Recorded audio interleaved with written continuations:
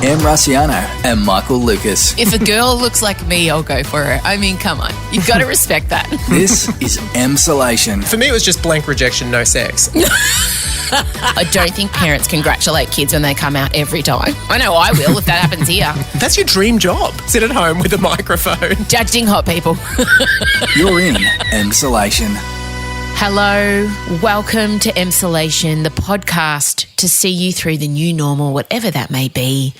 And if you're a Melbourneite, it means back to stage 3 lockdowns you go. That's right, lockdown season 2 is here and I'm in Melbourne and I'm trying to remain positive, but it's been really hard because I feel kind of exhausted at the thought of going backwards. And Michael and I are going to cover it because I had to break it to my 13 and 18-year-old daughters what was going on, and that was not fun.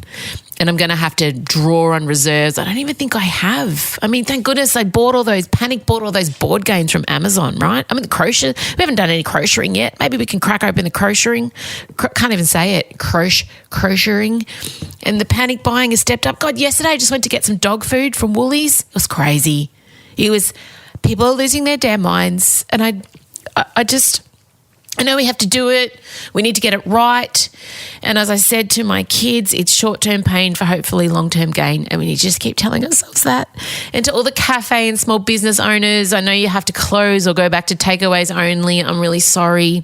But we just need to keep reminding ourselves anytime we're feeling like complacent or it doesn't matter if we just break the rule or why me, people are dying from this. You need to remember that people that other people love, family members, are dying and getting very, very sick. And if it was your person who was sick or if it was your child who was immunocompromised, you would be wanting everyone to take this very seriously. So we're just going to have to reset, take a deep breath, and I want you to give yourself a day or two to feel disappointed and frustrated. Totally fine. And then what am I going to say to you? What's the word? What word am I going to say? That's right. We're going to pivot. Pivot. I should write a song called Pivot, because we just don't have a choice. And my way of coping, my new way, is completely immersing myself in terrible reality TV. I've never watched The Real Housewives of Beverly Hills because I'm diametrically opposed to those type of shows, because I think they set up women to because I think they set women up to look like the worst versions of themselves. But I needed to be completely removed from my life and watch something shiny and easy and ridiculous, and I'm loving it. I'm so sorry. I feel like I'm letting everyone down by saying I love The Real Housewives of Beverly Hills. I'm watching season 1, which was filmed in 2010. Incredible. And I'm obsessed with just one of the housewives. I love Lisa Vanderpump. She's English. She's clearly the star of the show. She lives in this palatial mansion in Beverly Hills, has lots of small fluffy white dogs and a permanent house guest, a flamboyant gay man. And his title changes every episode. First he was the employee, then he was an employee/house guest, and now he's just the permanent house guest.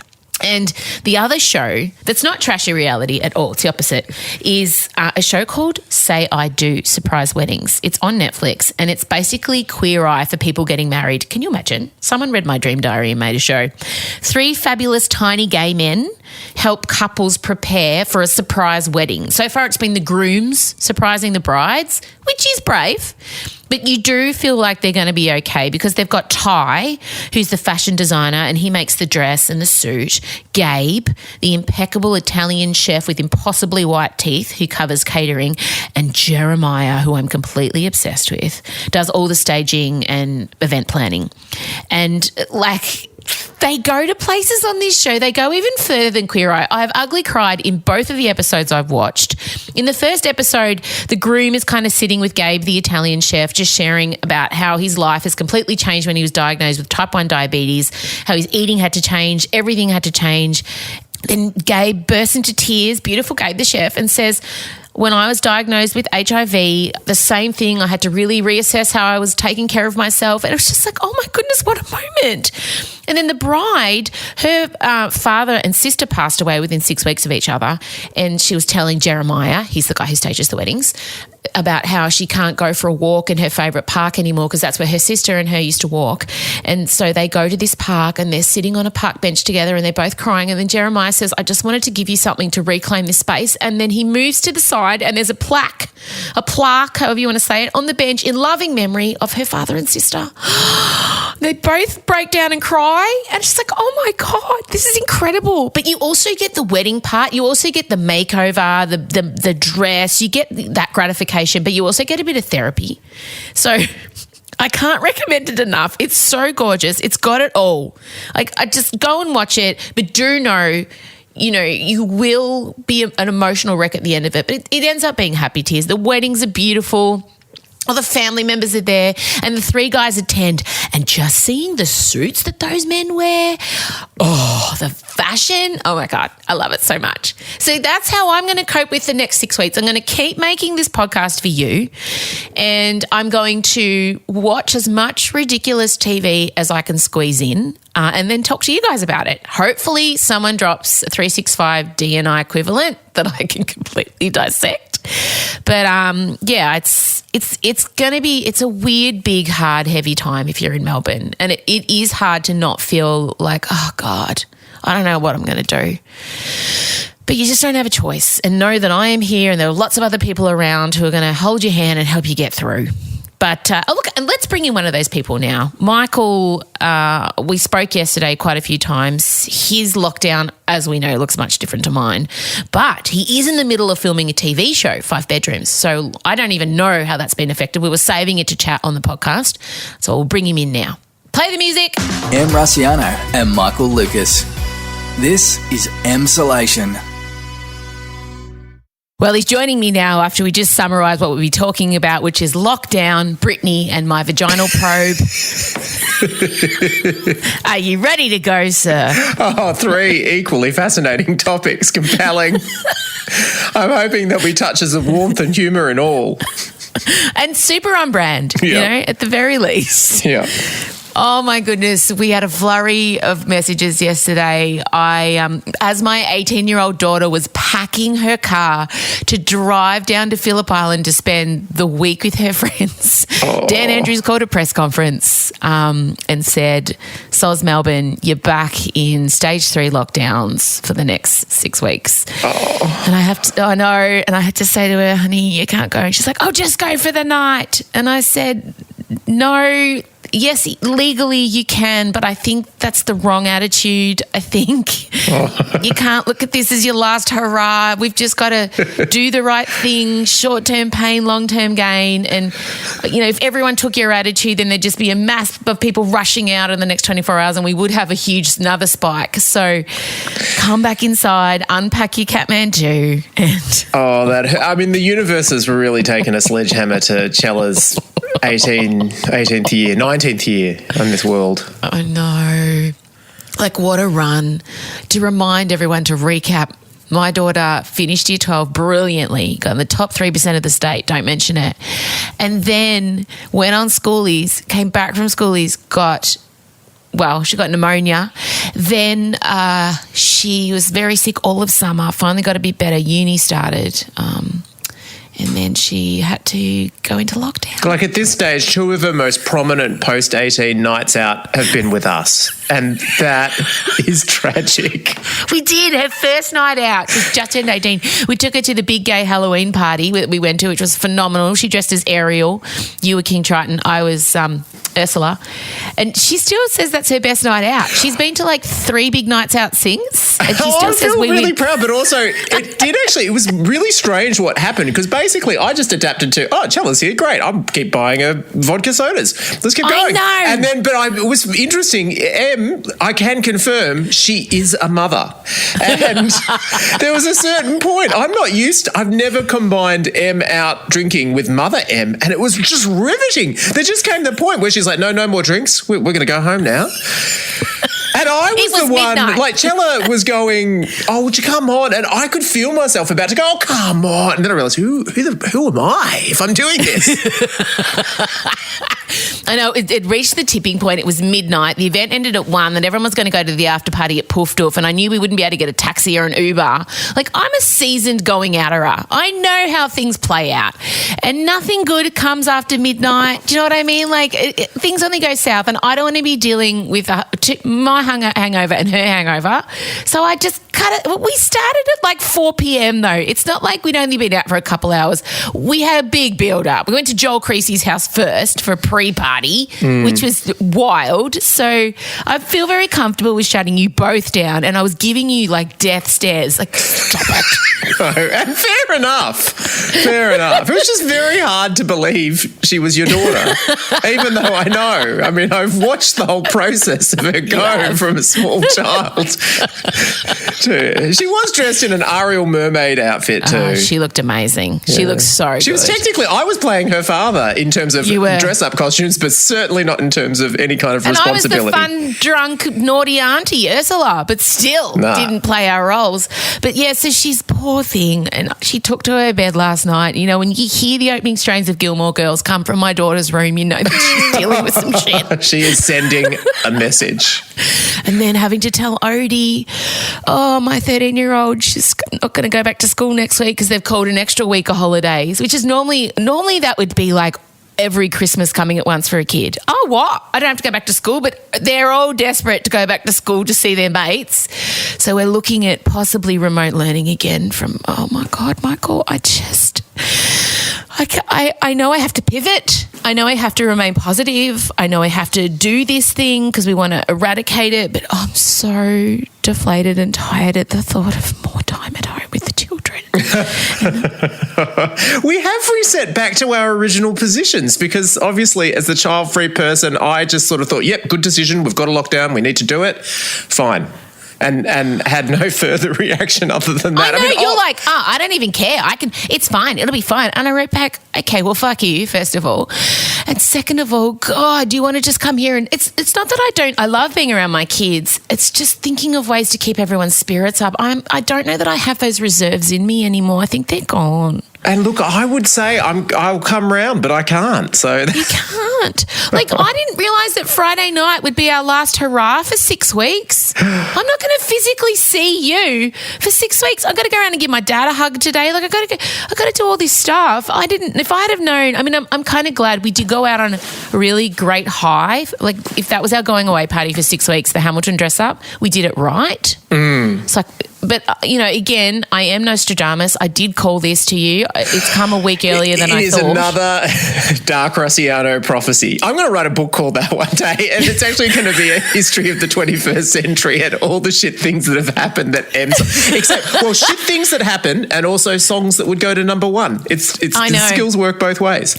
It's true, but I did say this in like March when you said, I think we'll be fine. And I said, no, mid-July, we'll peak again. Well, we'll go back no, true. Except, but my thing was, I thought everything was going to open up, and it did. So in some ways, and I thought we would go back to shooting, and we did. Well, let's talk about that because a lot of people actually last night I asked for some questions for you, and quite a few people were like, "Well, now lockdown's back. What's happening with 5 bedrooms?" No, well, look, it's obviously a constantly evolving situation. No, but we've spent months of training and tens of thousands of dollars making the whole process COVID safe. So because it's obviously, I mean, I'm still in the work from home category because I'm just a writer. So no point me being there. But it's a COVID safe workplace that can't be done from home. So for the time being, we're still continuing. The tricky thing really is that we have some New South Wales-based cast and crew. Yes. And one thing that was... So I think part of the reason why yesterday I wasn't Devo was because obviously there was a moment where it's like we are going into a second lockdown. We are COVID safe. We've got all our protocols. We've got all our PPE. We can keep going. But if you're New South Wales, if you are concerned about being away or don't want to isolate on return, and there was just it was solidarity. And people going, we finish next week. We are so close to the end. And this is at the end of, it should have been a 3-month shoot. It's been split over most of this year. And I think everyone just had the thing of, let's get this fucking done. I know people are going to be watching 5 Bedrooms. Just, are they speaking very fast? Have things changed? Has the pace changed on the show? Come on, let's go. Well, that's good. I mean, I'm so happy for you. Sorry, I know. No, look, I've had a big gig cancelled, and I'm not going to be able to put the live show on again the way I did it a couple of weeks ago, live in your lounge room. I'm going to have to rethink and go through new protocols. And guys, please buy my T-shirts, buy my merch, and support the podcast. Become a patron of this podcast. If you just keep me going, I'm just going to go back to the drawing board and figure out how I can put on a show for everyone. I don't know. It's just, but it's good. Like, and I know that you're steadfast in your support for Dan Andrews. I know you're just like, you can't turn on him. He's doing his best. Well, no, the weird thing is, like, intellectually, you know, I mean, there's a lot to answer for. I definitely understand that. And yet for some reason, I don't know, I think it's more that I'm just allergic to people like at the time, let's just deal with it and not talk about changing the government right now. Yeah. It's more the clanging of, it's not that I don't think, like, once we're through this next bit, we need to figure out what the hell happened, particularly if this really was pretty much solely from, you know, security screw-ups and everything like that. Like, obviously, but it's more that I just can't hear politicians sniping at each other at the moment. Oh, me neither. And that's annoying. And also, Scott actually just told me this morning, he heard on the radio that the big mistake health authorities think we made was not enforcing masks. There's been so many weird messages about masks. Some are saying, it reduces your likelihood of transmitting it 5 times. And I was like, it doesn't matter. It has to be the right one. But I mean, oh God, it's just, you're right. It doesn't matter. We're here now. If you're in Melbourne, you just got to do it. Please, can we just all do it properly? Because otherwise we're just eking out. And if I have to see one more shot of a Perth person on the beach or at a nightclub, I may hurt someone. I can't. I know. It is a lie. Look, I know a lot of people are getting pretty upset about, you know, the amount of hanging shit on Victorians that's happening for the rest of the country. But look, I expected it. And that's in our national character. If someone's had a fuck up like this, then there should be a lot of affectionate interstate hanging shit. Fair enough. It's so Australian. Yeah. But I also feel like maybe, you know, have the other states gone out too hard? We're going back into lockdown peak winter. So perhaps we'll be allowed out by spring, summer, and will they be back in lockdown spring, summer? Well, you never know, do you? You never know what's floating around. Just be careful, WA and South Australia and New South Wales to a lesser extent. Just, you know, be careful. Just keep your own backyard tidy. Cough into your own elbows. Wash your own hands. We'll look after ourselves here in the Big V. Speaking of something, you know, speaking of a Big V? Is that the Big V? No, I'm not going to vagina now. Oh, damn it. I thought that was such a good segue. Anyway, okay, fine. Speaking of the Big V, I was going to go to Brittany because we can go to Brittany via your vagina. Should we do my vagina first or should we do Brittany first? I don't know. We've mentioned the vagina. We'll go to vagina. We'll end on Brittany, end on a high. I mean, my vagina is a high too, obviously. So obviously Tuesday's episode, I told everyone that I was a bit frazzled at the start of the ep because I was thinking about the probe that was going to be put up my wares, because my cycles have been all over the place. I went to the women's imaging health place, and it's specifically gynecological. It's just for ladies and their bits. It's great. So when I got there, it's the first time I've really been to a medical centre during this. And because, you know, everything's heightened, when I got there, they took my temperature. They gave me a mask to put on, this fancy one with wire over my nose. And I had to, answer a bunch of questions about where I'd been and who I'd been with. And then I had to sit a metre away from the next woman in there who was very pregnant. And it was all really, I was a bit scared. It was a bit scary. And then a lady came and got me, and I made a very conscious decision in the shower that morning to not beat back the forest too far. To not reduce your pubic hair too much? Yeah, because, I mean, obviously it's grown wild and free over the course of the Wizard last beard. winter period. It's Gandalf, wizard, yeah. Yeah. But no, I mean, I did decide to trim it back, but I decided not to go to, like, say, sometimes if you're going to the beach, a lady will make certain adjustments to the areas because, you know, you're going to have your legs flapping about and you don't want your flaps flapping about, the hairiness. So you do think, oh, which bits are exposed in my swimsuit area? But I thought these people are used to seeing pregnant women's bits, surely. But I was, when the lady asked me to take my pants off and I lay there with the modesty sheet over my vagina, I was conscious. You thought you'd misjudged. Yeah. I love that you invented a new pubic hair length. We've got different levels, beach level, and then on the other side we've got full bush, Gandalf level, and then in the middle we've got vaginal probe level, which is... Yeah, it's kind of like your beard level, I guess. Like that's where we're at. It's Michael Lucas pandemic beard level.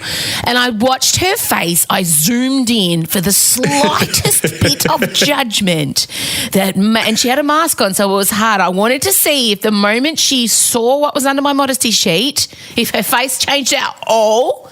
And to her credit, it remained a blank canvas. Nothing. What a professional. So the probe goes up and they had this amazing 3D screen and I could see all my ovaries and all the things and she was explaining it all and I was really watching and then she kind of said, oh, okay, so one of your ovaries is active and one of your ovaries is kind of going into menopause. It's old, it's dormant. Oh, I didn't realise it could happen one at a time. So she said, yeah, so it says in the next 7 years you may start going through menopause. We can only predict it to 7 years. Like, fucking hell, science. If men went through menopause, we'd know the date, time and day. And and I kind of had a little laugh to myself because that really accurately reflects me as a person. You know, half of me is lifelike and party and woo, and the other half is just dormant and on the edge of decay. So I kind of loved that diagnosis. And then the doctor comes in and you get a live on the spot, like, this is what's going on with your body. You don't even have to wait. They just tell you. So there's these two women standing over my vagina with massive screens talking about it to me. And it was just, I loved it so much. So basically, I'm okay. There's no ovarian cyst. There's no sign of endometriosis. I've just got a bung ovary. So. Right. Woohoo. Wow. I like that from now on. When I ask you how your day's going, we can say you're having a left ovary or a right ovary day. Which one's dominating at the moment? Correct. Now, you had an MRI. When you need to go out, we'll get to a certain point and you'll go, oh, the bung ovary's taken over now. Yeah. You had an MRI that we talked about. Your surprise MRI. We didn't tell anyone. Just a casual brain scan because you had a droopy left eye. These are things you should tell me, by the way, not after the fact. I know. I'm sorry. But it was very sudden. I had a droopy left eye and my mum looked at me and said, I think you got Bell's palsy.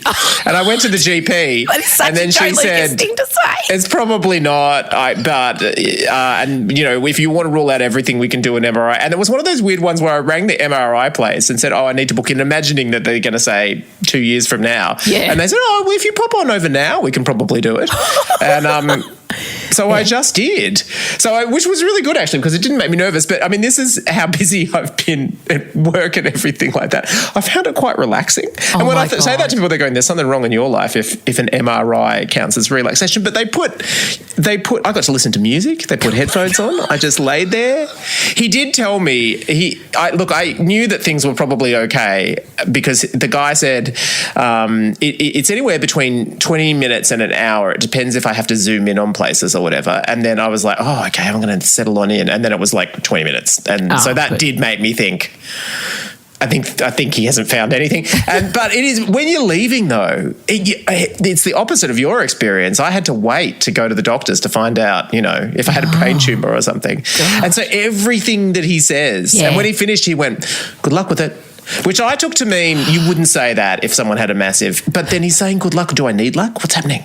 Anyway, I still managed to unpack it a lot, but then turns out you're okay. No, completely fine. And my eyelid is not drooping. I could have just been a little bit hungover. I can't rule that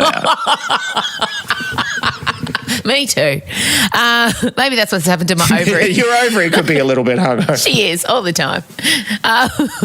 Now, before you go, you and I were tagged 1 million billion times in Brittany's latest video. And look, I have I have had to do a little bit of a deep dive this morning because for a while now, for many months, there's been a Free Britney movement. And there's this idea, there's a whole podcast dedicated to Britney, freeing Britney actually, and also Britney's Instagram. And basically the idea is that she's being held against her will by her family, by specifically her father, Jamie, who has been painted as an evil overlord, and look, he could be. And she has basically the rights of a child under the age of 10. And people are reading really deeply into subliminal messages that Britney is apparently placing within her videos. So on the video, we've already discussed the one where she gets her favourite flowers and she wears the yellow peasant top and walks in it constantly. Now, that's been revealed. I read an article that said in the video before, one of the head of her fan clubs wrote, "Britney, if you need our help, wear yellow in your next video." You love a conspiracy theory. And she did. No, but she also changed the caption on that photo. So initially it said, "Here I am wearing my favourite yellow top." And then mysteriously that caption changed a day later. To what? To just a general got delivered Just a general, flowers. yeah, look at these flowers. Aren't they beautiful? I love them. So that was really weird. And then Lindsay Lohan has jumped on board the Free Britney movement. She tweeted last week. Wow. Come on, do you need any more than Lindsay Lohan getting behind it? Is that meant to make me feel more confident in the cause? Can I rest my case, Your Honour? Because I've just brought in my star witness, Lindsay friggin' Lohan. When Em's looking to ultimate confirmation of anything, that's who she turns to. But the latest one, this is a throwback video, I believe, and she is on the beach. It's a beautiful sunny day. She's in a tiny bikini, and Britney's looking fit, man. She's gotten fit in lockdown. She's one of the few people I know, and I do know her, that has really shredded. She has gone the opposite to me. I have also asked, oh God, I've just realised how much bigger I'm going to get over the next 6 weeks. Shit. But she has gone the other way. She's gotten so fit. And look, I feel like being the writer of the two of us, would you like to describe the visuals of what she's doing on the beach? Well, she's describing it as a yoga demonstration, I believe. But I have to say, it is not a form of yoga. I wouldn't describe it as yin, or I wouldn't. It seems to be a very Britney style. I mean, she's basically doing an intense version of the back arch sort of things that she has also shown to us on the bedroom with the drapes. She's also mysteriously, it's a very wide shot. It's a long way away. She's wearing a mask, which is about the same size as a bikini. Thank God. Safety first. Oh, yeah, of course. She is doing good distancing. There is no one around her. But the other mysterious thing is she's gone for a fast motion speed with this one, which really, I don't understand. Like, if we're meant to follow it, I don't quite know how we're supposed to respond. And I don't know that that's how yoga works, at that manic pace, but if Britney's maybe telling us she's about to introduce a new form of yoga, it can't be any worse than that stupid one where you go into a 45-degree room and everyone smells like an armpit. Like, it's got to be better than hot yoga. I would happily attend a Britney yoga class over a hot yoga class. I'm here for this. I was jealous of her on the beach. I really was, especially sitting here in Melbourne in lockdown when it's so cold, looking at Britney on the beach. I mean, yeah. Oh, well, I know. You cycle through a lot of emotions, don't you? On one hand, you're like, I'm concerned about this woman. Something doesn't feel right here. On the other side, you thinking, this is the kind of well-fun retirement I think I could enjoy myself. I know, but I just think this Free Britney movement has popped up again. So I am going to definitely go down some kind of YouTube hole today. I can promise you that. There's 100% chance of that. But there's all sorts of articles. This one's titled, Britney Spears is living in a prison where she can't make her own decisions. So, I mean, that's really stating what it's about, isn't it? There's no clickbait there. But I just, the yoga video, it was a throwback, guys. So it's okay. She's just missing being able to go out on the beach in a string bikini and do frenetic, fast-paced pelvic thrusting yoga. And I'm okay with that. But thank you for continuing to post these videos, Britney. You are getting us through. And again, I'll just say it. And thank you to everyone for continuing to tag us and believing that there might be something in my life that makes me so busy that I am not checking Britney's Instagram all the time. Because even though I am very busy at the moment, I can assure you I'm across it, but I still like being tagged. You know that now we are brand associated with her. That's it. Oh, Anytime she... Proud, Brandis. We've built a bridge to Britney and we've built a bridge to Disney and we are achieving. And 365 DNI. Like, we're being associated with all the things that make us so proud, that make us up. Oh, God. All right. Well, best go. We've covered tick, lockdown, tick, vagina, tick, Britney on the beach. The tide over is taken over now. She's I feel like there's a children's book in this. my two ovaries. Yeah, it's like Frozen. You've got your alpha, but no, that's Wicked. That's Wicked. You've got your, who are they in Frozen? Anna and Elsa. That's right. You got your Anna and Elsa ovaries. Oh no, they're pretty active, both of them, aren't they? Yeah. I don't know. I'll think about which Disney villains my ovaries represent. Well, your ovaries have gone beaches. You got your CC ovary. You've got your Hillary ovary. One of them is about to break into Wind Beneath My Wings. I do feel sorry for the active one. It must be. I mean, she's just had that other one there her whole life, pumping away, producing the eggs too, and now she's alone. Probably wondering, am I doing this? What am I doing it for anymore? Is anything going to come of it? Don't make it sad. The other one's not dead. She's just like about to die. She's on her farewell tour.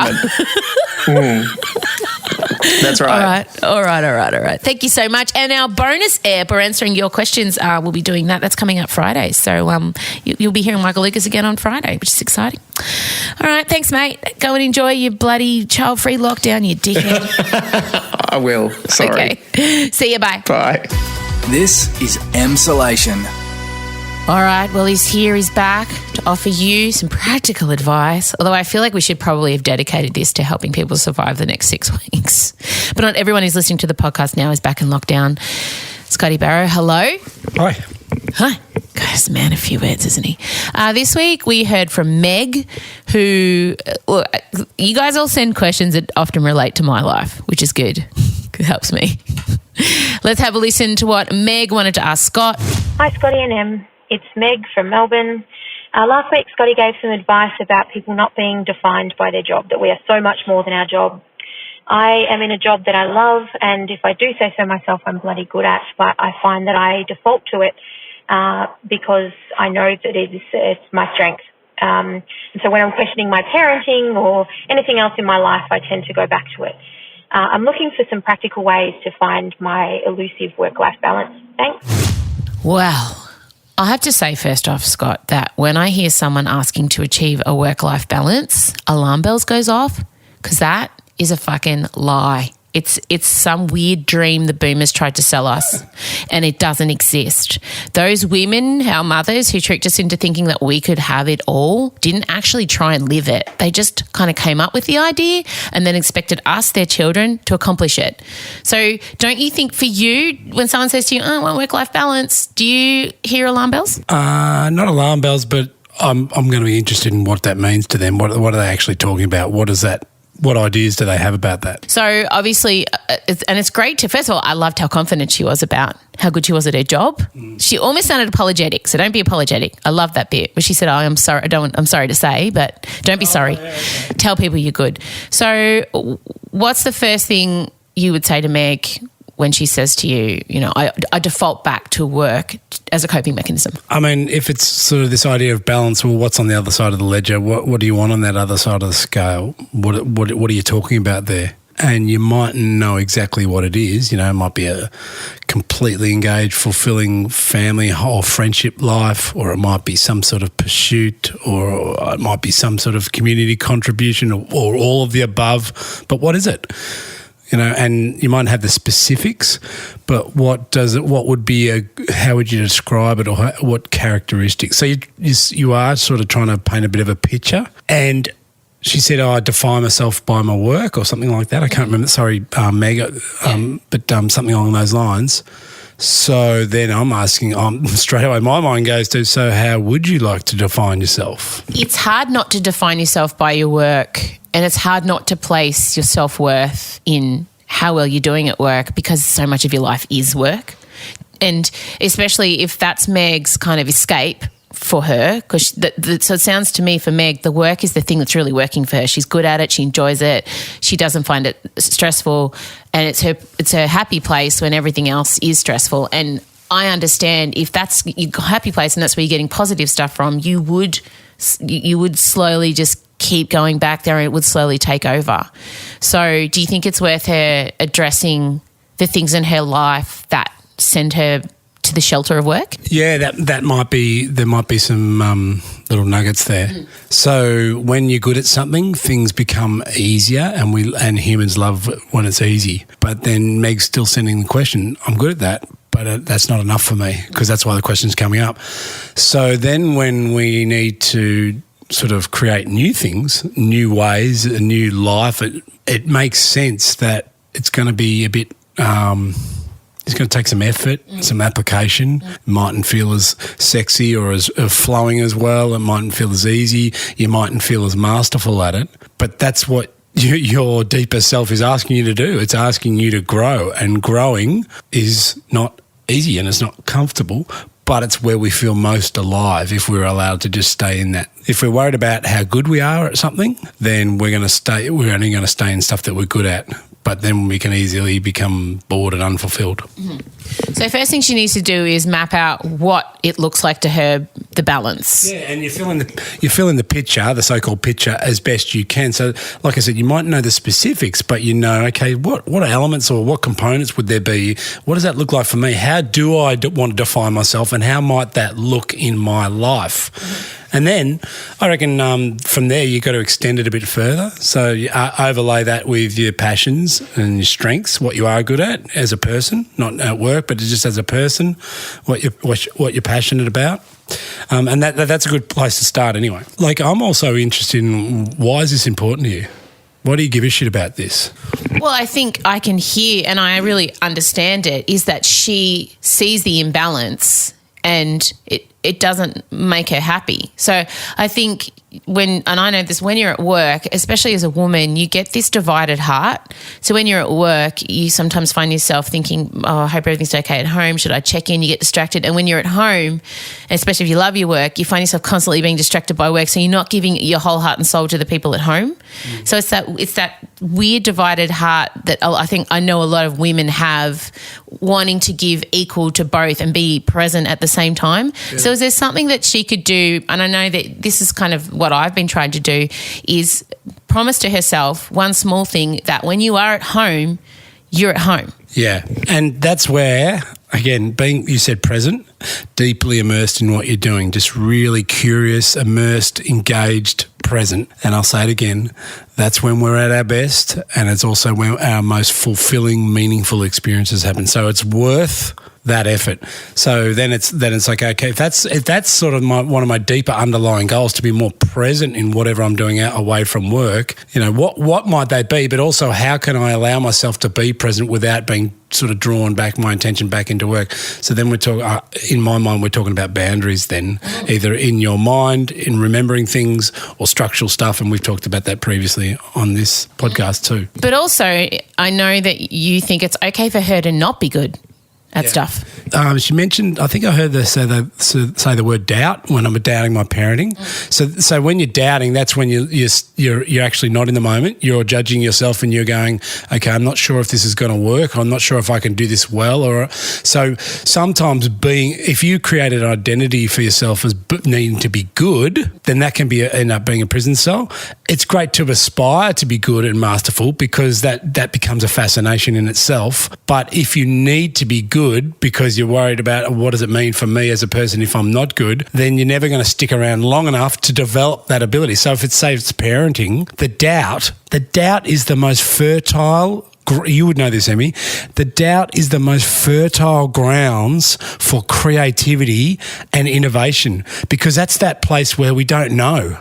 And if we can just allow ourselves to relax into that and stay in that doubt and go, okay, I'm noticing I'm feeling really unsure, really unconfident, and don't know what to do, don't know what's best. If we can just stay there and relax into that, then boom, that's when fresh ideas and new ideas come out, and new things that are can be really specific to that situation that you're trying to solve. Not an old solution, a relevant, fresh, new solution. And I guess finally, this is something you mentioned to me, is finding people that can role model for her, seeking out people she thinks that do it well, listening to them, reading about them, hanging out with them, that kind of thing. So you can almost get it via osmosis. Yeah.